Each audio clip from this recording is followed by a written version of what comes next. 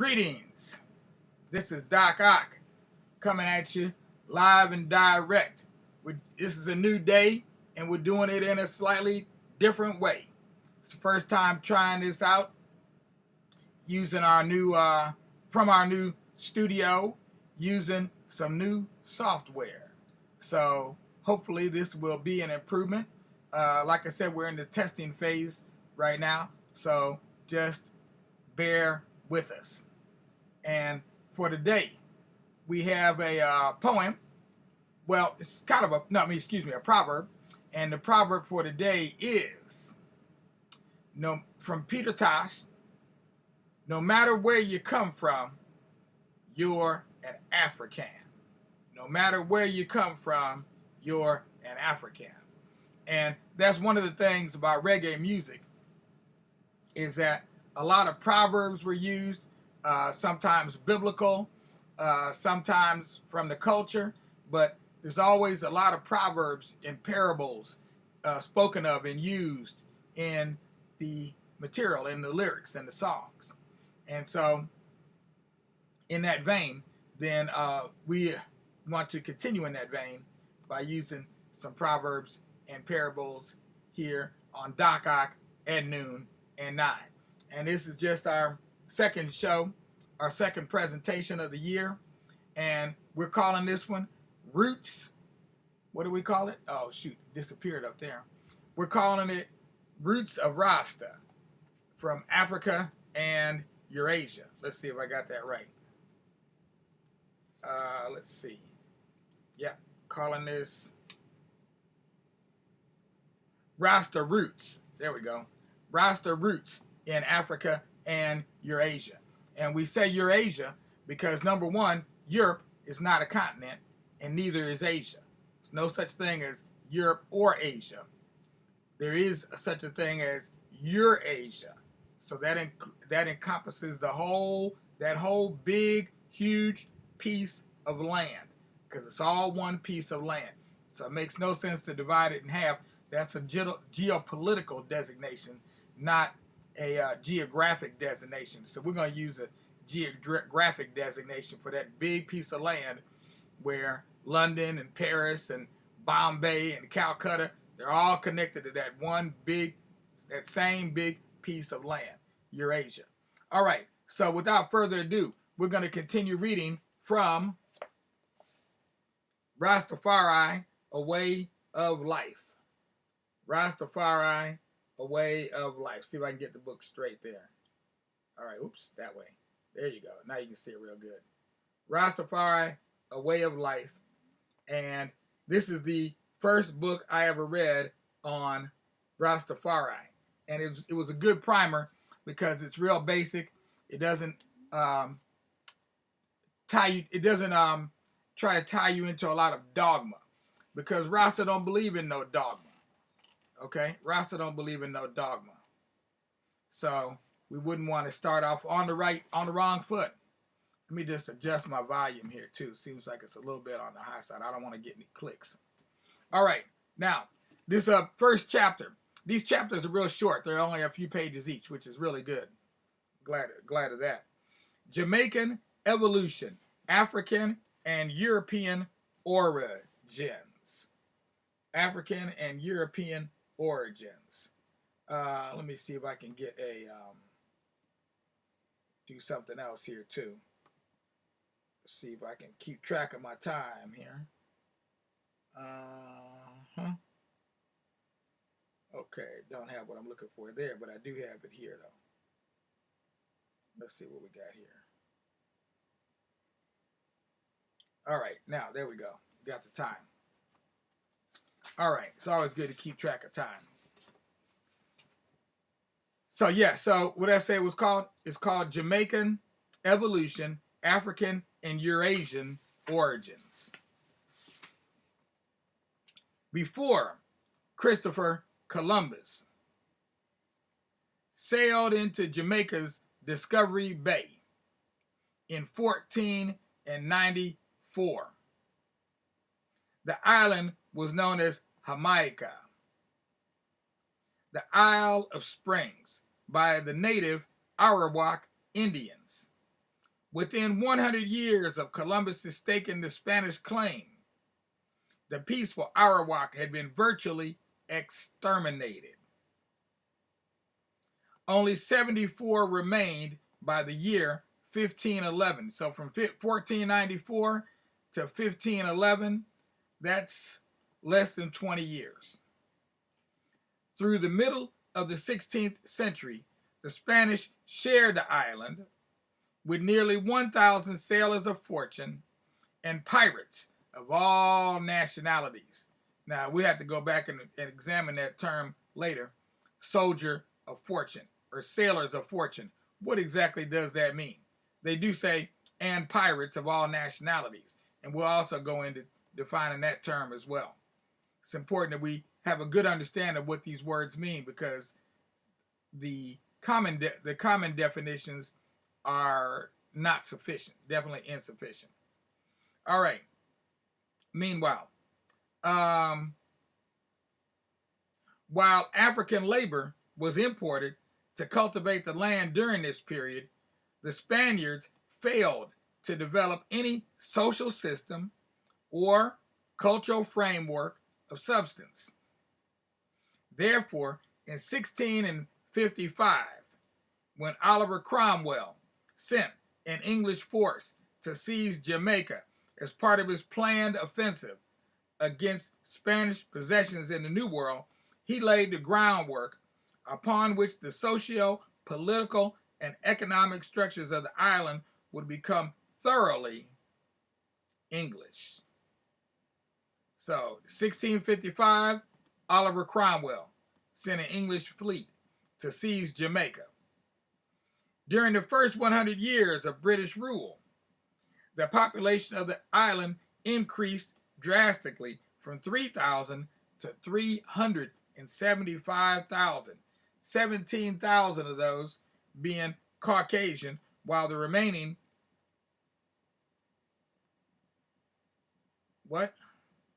while the remainder were slaves imported from Africa. In this era, Jamaica underwent a transition. Initially a purveyor of tropical goods to England's North American colonies, Jamaica now began its existence as a sugar island. While the British imported many slaves to Jamaica, they also exported great numbers from Jamaica to other Caribbean islands and North America. The slave trade and the sugar plantation became cemented as the foundation blocks of Jamaican economy. Among the British planters in Jamaica, there was a high degree of absenteeism. They ain't seem to be around, apparently. Most of them preferred to enjoy their financial prosperity in England and allowed lawyers to manage their sugar estates for them. This factor became crucial in the shaping of Jamaica's character as part of the New World. For the planters living in England, Jamaica was just the site of another sugar factory, and as such was a purely economic entity. At times it was thought to be more profitable to work the slaves to death and replace them, rather than expend concern and money for their physical health. There was no crisis of conscience over slavery in Jamaica, as there was at times on other islands.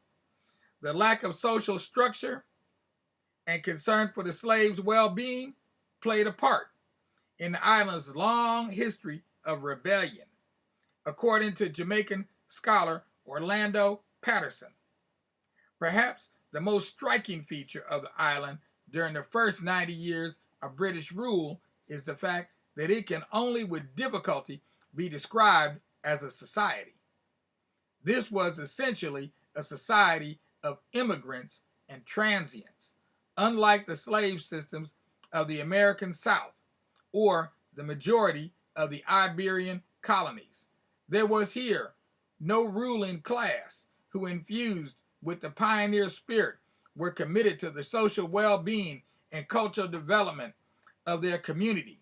The sociological consequence was a shambled patchwork of social relationships which in its excessive commitment to the sole goal of quick profits discarded all aspects of the social institutions that are generally considered as the basic prerequisites of normal social life: marriage, the family, education, religion. Not relevant. The slaves who comprised the majority of Jamaica's population came primarily from the culturally diversified Gold Coast region of Africa. In later years, importation from the Gold Coast fluctuated, and slaves were brought in from Angola, the Congo, Dahomey, and Madagascar. As time passed and various levels of communication and interaction developed between the masters and the slaves, certain folklore arose among the masters about slaves from different regions of Africa. Malagasy slaves died off too quickly. Angola slaves ran away from their masters or killed themselves and believed in dying they were going home. Igbos from Nigeria preferred suicide to servitude. On the whole, Gold Coast slaves were the favorites. In the 18th century, almost half the slaves came from the Gold Coast. But by 1790, the Gold Coast was virtually a depleted source, and the importation of Angolans and Yorubas increased. The hundreds of thousands of slaves imported to Jamaica had very little in common, and yet a great deal in common. Wrested from their tribal lands and linguistic groups and cast into a foreign hemisphere and a most oppressive way of life, their developing experience, either in survival or death, forged a common link among them. Their differing languages and dialects hindered communication among them, but served as a positive force among the masters in preventing organized slave rebellions. The strongest common bond among the slaves quickly became apparent to the masters, though its importance was somewhat underestimated. This link lived in the commonality of religious philosophy and practices. Though the rites had differed somewhat from people to people in their African homelands, the basic religious functions and values derived from one fundamental philosophy. In Jamaica, even given the diversified origins of the slaves, the religious earmarks of voodoo predominated. In Angola and the Congo, the petro rite was practiced, while the Fon and the Ewe from Dahomey and slaves from regions of the Gold Coast maintained the Arara rite. From Nigeria, the Igbos and Yoruba used still another variation of voodoo. All forms of Vodun shared the features of the dance, the drums, the rhythm, and the spectrum of gods, or Loa, through whom one falls under a trance or becomes possessed. The importance of this link is expressed in a statement by Jan Heinz Jan in the book Muntu. Where else would you go to? The religious dances were all the slaves had to remind them of their home. In their possession, surrendered to the old gods for a short time, they could feel themselves free once more, where they could come together to be near to Africa. The more the slave owners suppressed and punished the dancers, the dearer, the more sacred did they become to the slaves. Their religion became a secret cult. The faithful became sworn brothers. Their secret meeting became the cell of resistance. While voodoo itself took root mainly in Haiti, where the greatest concentration of Dahomeans served bondage. In Jamaica, Pocomania, the little madness or possession, evolved out of a mixture of differing forms of voodoo brought from Africa. What common links survived were strong, as Jamaican slaves suffered one of the highest mortality rates of any of the islands. The growth in their population was achieved almost entirely by the importation of fresh Africans. Despite the survival of elements of their West African cultures, particularly religious elements, the shared ideas and values of the slaves rapidly collapsed under the oppression of slavery. The masters, as described by Patterson, held only profit making in common. The island of Jamaica was thus inhabited by two groups who had no shared traditions or experiences, who by virtue of their roles on the island hated and despised each other. It is in this context that Jamaica achieved the highest continuous level of rebellion of any Caribbean island. It is in this context that a maroon pattern of resistance to slavery developed. And we're going to get more into the maroons in the days ahead. But as you will see, these maroons are important. You know, there are some very famous maroons that were on the island of Jamaica, including Kojo, including Nani, who was a woman. They call her Nani, which is a combination of Nana from Ghana, which is a honorific term, and Ni, which means mother. So you get Nana and Ni, and you put them together and you get Nani, right? And so she was a powerful force, a force to be reckoned with. And so these different elements came together on this one small piece of land, something that you could walk across in a day or so. They all came together on this small piece of land and formed a new community, a new African community in the New World. So just like we have New York, New Jersey, those are all named after places from the old country, from England. And so we also had New Africa as well in Jamaica. And so as Peter Tosh so aptly put it, if you're a black man, that was one way he said it. If you're a black man, then you're an African. No matter where you come from, you're an African. No matter where you come from, you're an African. But if you're a black man, then you're an African. No matter where you come from, you're an African. So that's our theme for the rest of the week. We'll be going through this background of Rasta, and coming up this weekend, we're going to be doing it. We will start a new phase where we will be focused on the Rasta women for the upcoming week, and we're going to go all into the lives and loves of a number of people, including some that are known to you, like Marcia Griffiths and Judy Mowat and Rita Marley, and then we're going to deal with some that are unknown, because there are always those unknown people, just the common, everyday, average Rasta woman that we never hear from.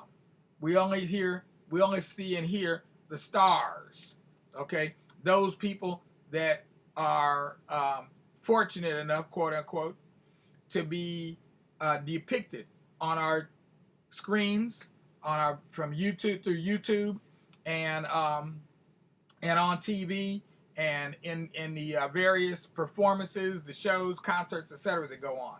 So meanwhile, our time is running out. We're changing our format here, as you can see, and we're going to be doing half-hour segments from noon to 12:30, Monday through Friday, and then on the weekends for the whole entire month of February, at least. I don't think I'm going to keep doing that forever, but at least for the entire month of February, we're going to do kind of like what we did before with the weekly rewind, where we'll go from noon, but it'll go from noon all the way to 8 p.m. and you'll be able to see a whole much of what you saw during the week, but there'll be some new segments that we will add in that we weren't able to get in during the week on whatever the topic for the week was. So last week the topic was the Rasta roots. Well, this week the topic is Rasta roots, but we did the special for it already last weekend. So we're kind of working backwards right now. That just has to do with the fact that it's taken me a while to get familiar with the new equipment and new software, and we've still got some more new equipment coming in that will help us be able to deliver a higher quality. It's 12:30 presentations.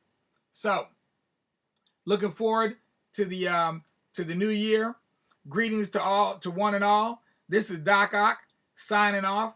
Look for us to be black tonight at 9 o'clock, and we will be posting up our 9 o'clock session, 9 o'clock presentation on Black Facts Junior.